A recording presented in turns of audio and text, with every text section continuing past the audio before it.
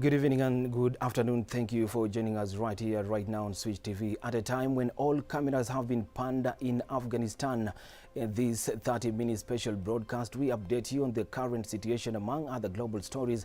Good afternoon and welcome to my debut on Switch TV Focus this midday of the month of August. I'm Robert Oma and our sign language interpreter is Tracy Dorcas. Now to the stories making headlines. The Afghan President Mohamed Ashraf Ghani confirmed on his Facebook page late Sunday that he had left the country, saying that his move was to prevent bloodshed.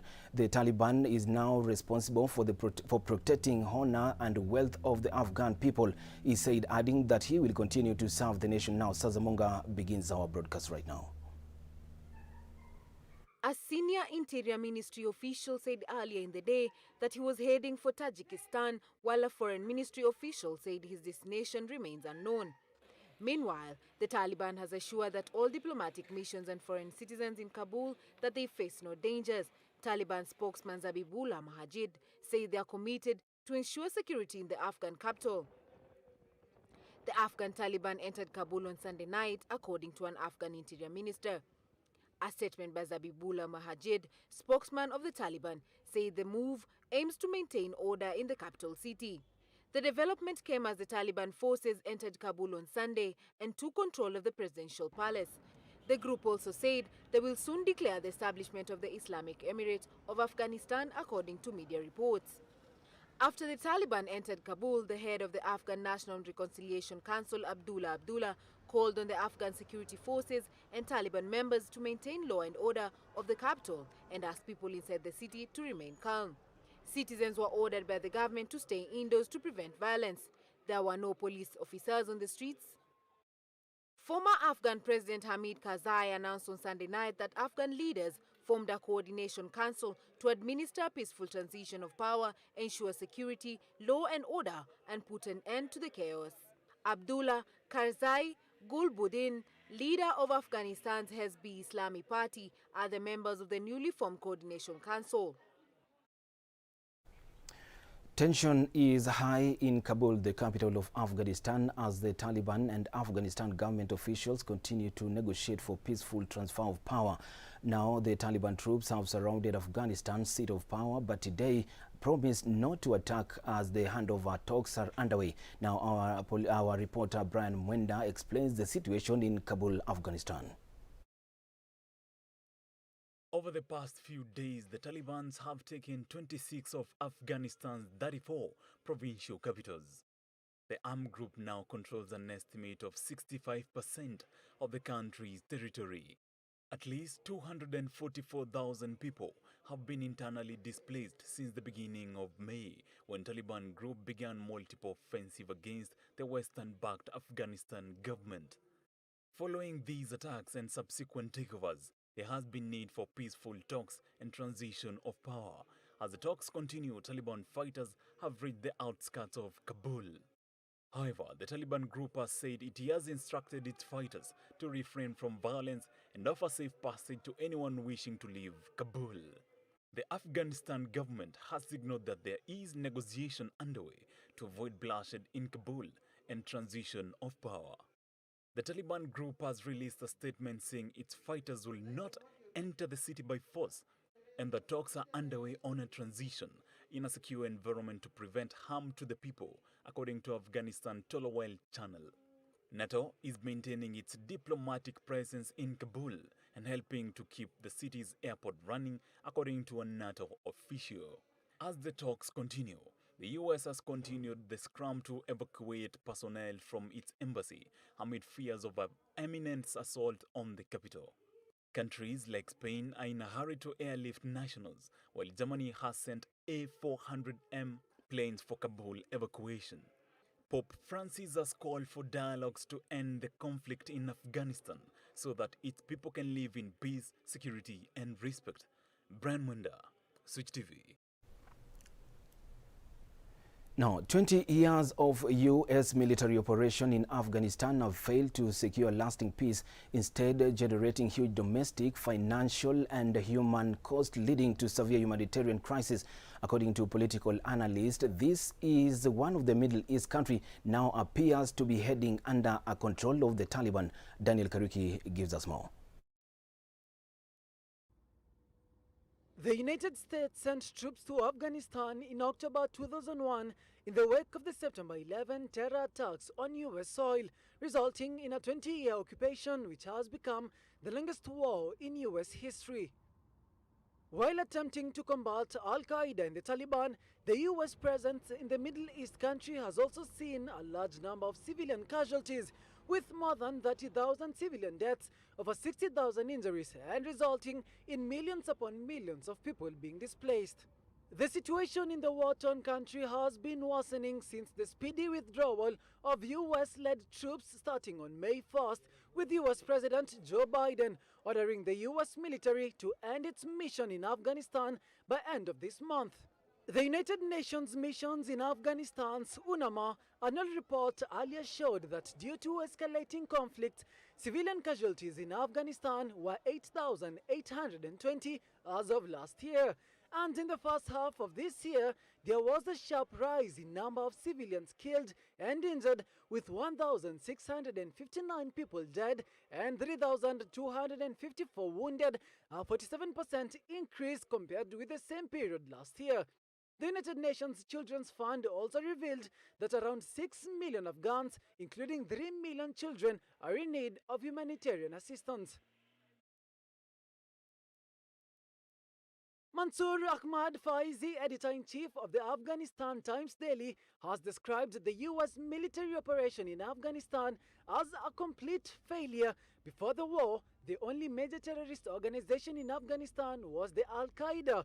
But 20 years later, there are now believed to be more than 20 terrorist groups operating in the war-torn country, leading to a deteriorating security situation.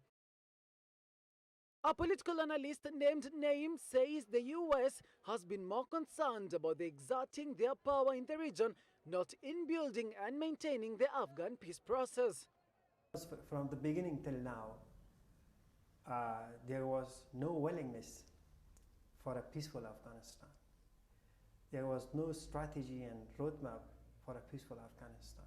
They want to reach more power at the regional level. The protracted war has also pushed Afghanistan to the verge of economic collapse, with poverty sharply worsening. The national poverty rate rose to 54.5% in 2016 from 38.3% in 2011. This, according to statistics revealed by the World Bank. Currently, about 72% of Afghans are living under the poverty line, with the level of unemployment standing at 38%. There are also estimated 3.7 million children out of school in Afghanistan, with many lamenting this will come to hamper the country in the long term.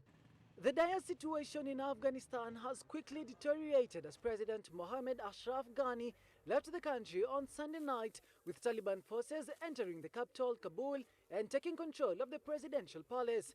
A curfew has been imposed in Kabul starting 21:00 local time on Sunday to prevent violence. Meanwhile, the United States has reportedly completed the evacuation of its embassy in Afghanistan.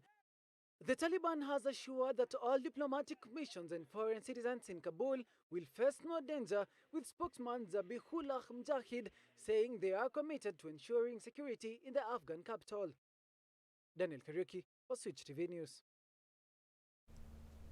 Now, thank you so much, Daniel Karuki. Now, the death toll from Haiti's powerful earthquake jumped to over 1,200 as crew desperately dug through collapsed buildings for survivors, as the Caribbean nation is still reeling from its presidential assassination. Apollo James now reports. In Lekki, as in other hard-hit cities on the southwestern peninsula, most of the population spent the night sleeping outdoors in front of their houses, or what remained of them, amid fears of new aftershocks. The streets there were filled with the grinding of heavy equipment lifting debris from collapsed buildings, as well as the quieter sounds of people pulling away rubble by hands while searching for the missing. Rescuers face new pressure with tropical depression Grace approaching, raising fears of torrential rainfall, flash floods, and mudslides from late Monday, according to the U.S. National Weather Service. The United States and other nations have pledged to help Haiti cope with this latest disaster. U.S. aid head Samantha Power tweeted on Sunday that her agency had deployed 65-person urban search and rescue team equipped with specialized tools, equipment, and medical supplies to join an earthquake disaster response team already in Haiti.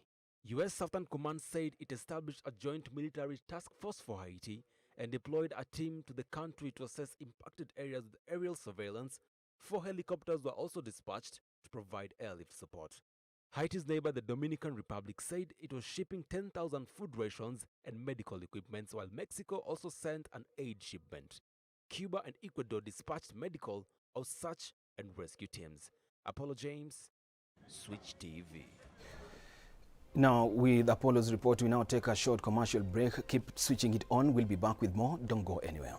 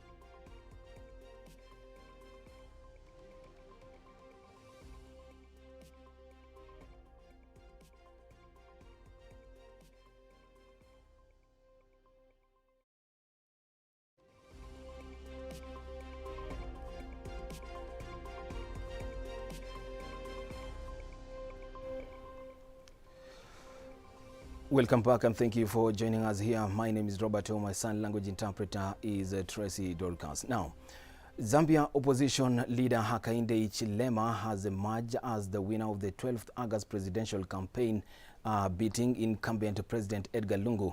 Hichilema won with 2,810,757 of the votes, while Lungu got 1,814,201 votes. The Electoral Commission of Zambia chairperson Justice Sau Chulu made the declaration the early hours after full and thorough scrutiny of the votes from the 155 out of the 156 constituencies.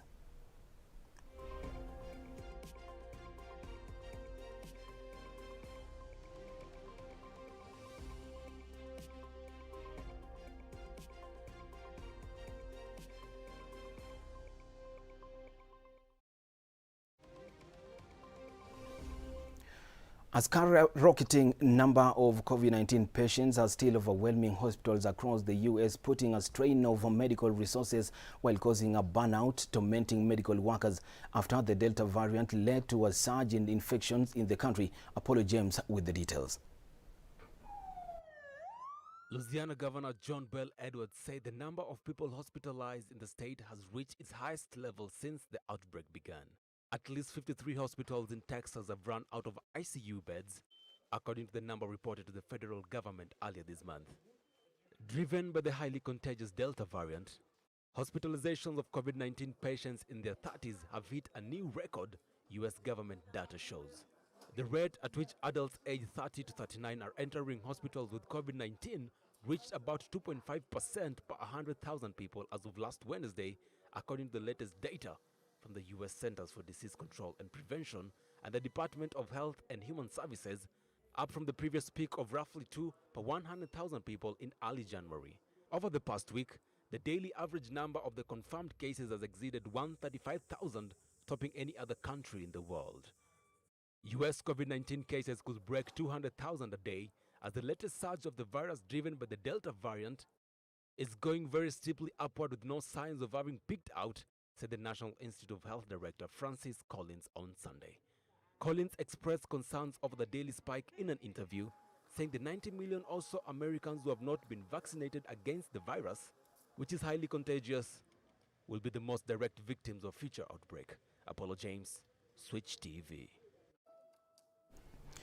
Thank you so much, Apollo James. A previously improvised village in southwest China's Tibet Autonomous Region has become better off by enhancing ecological civilization and developing rural and economic tourism, featuring a vast space of peach orchards, which has earned the village both fame and fortune in the process of pursuing suitable development, as Scott Muruki reports. The peach orchards in the Gala village of Nyigichi County cover some 18 hectares of its mountainous terrain, attracting numerous tourists to enjoy the magnificent views and scenes in the peak season.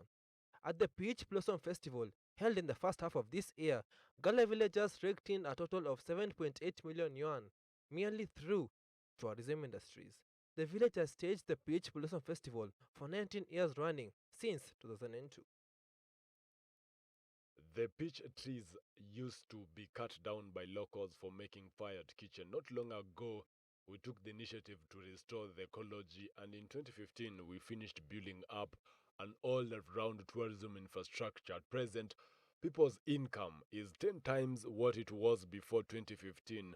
Now, people have an understanding that lucid waters and lush mountains are invaluable assets.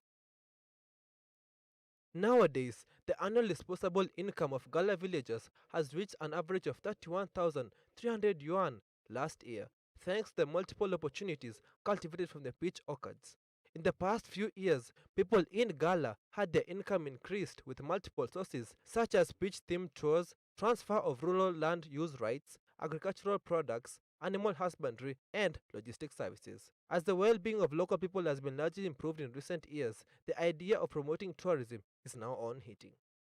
Next, we plan to make boutique homestays and internet influential spots for our tourists so that they can have sightseeing of peach blossoms in the spring, pick fruits in the summer, and have folklore tours during autumn and winter. The success of Gala village is just one of the vivid examples of Tibet's poverty alleviation outcomes. The authorities say the total of 628,000 poverty-stricken people in Tibet has been lifted out of the poor conditions in 2019. A locally adaptive as well as opportune philosophy of development has contributed considerably to the economic rise of Tibet, which is featured by the cultural tourism, high-altitude ecology, and green industry. And as such, a development concept will further help Tibet on its grand blueprint of rural revitalization. At present, we are strengthening the follow-up management of poverty reduction and working to create a characteristic industrial cluster, stabilize the employment, intensify education insurance, improve healthcare security, and consolidate house insurance so as to strengthen and broaden the effects of poverty reduction and also dock the fruits with our work in rural revitalization effectively. Official data shows Tibet rural residents' annual disposable income per capita registered 14,000 yuan in 2020, which maintained an increase rate at around 13% for 5 years, leading among its counterpart region. Rescue crews are going all out to free the 19 miners trapped in a coal mine in Ganka County of northwest China's Qinghai province after it collapsed and filled with pit waters and sludge. Grace Kariuki with the details. A total of 21 miners were working in the operating section when the accident took place. 2 miners were taken out of the tunnel after the accident, with one confirmed dead, another sustained injuries. The rescuers have covered waterproof canvas sheets on the ground above the operating section to prevent rainwater seepage. They also built a makeshift dike with sandbags to prevent rainwater accumulation above the operating section. According to authorities, a final rescue plan is yet to be made, but the crews have already gone all out to pave temporary roads and level the ground to make sure that the rescuers can enter the operating sections immediately as soon as the plan is finalized. Those wet sheets were not there before. In the daytime, they used the excavators to fill up the huge pit they dug previously. Slush and gravels were still gushing out of the shaft, so we returned to the operating section where the accident took place to clean it up. Currently, a total of 200 rescues, including firefighters, police officers, first responders, and medics have been dispatched to the site on rescue work. The Provincial Authorities has also provided 30,700 pieces of relief materials to the site. According to a statement at a presser held by authorities, local Mine Safety Administration already suspended the mine's operations due to a safety loopholes on August 2nd. The coal mine was undergoing safety checks with its operation permit suspended before the accident. Grace Kariuki, Switch TV. Much Grace Kariuki. Now, the world is headed towards a dangerous tipping point in climate change, and an immediate and wide-ranging cut in carbon emission will be the only way to stop it from going beyond this. Now, the tipping point, going beyond this tipping point, Daniel Kariuki with the details. More than 200 climate scientists from 66 countries contributed to the latest report titled Climate Change 2021 Physical Science Basis, released by the Intergovernmental Panel on Climate Change IPCC, an organization subordinated to the United Nations for Climate Change Issues, on Monday. Dan Lunt, one of the authors of the report and professor of climate science at the University of Bristol, warned that the world is heading towards a dangerous tipping point of climate change.